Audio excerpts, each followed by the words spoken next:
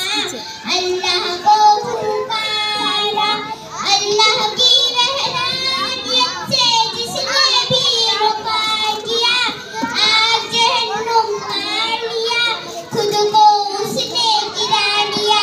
अल्लाह की रहमत से जिसने भी रुका किया, आज जहन्नुम पार लिया, खुद को उसने गिरा दिया। मुशरिक को नहीं मिलता जहन्नुम से छुटकारा, हमने हर मुश्किल में अपने अल्लाह को पुकारा, अल्लाह को पुकारा।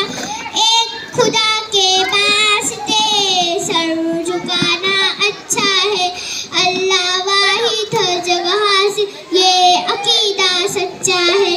अस्सलाम वालेकुम।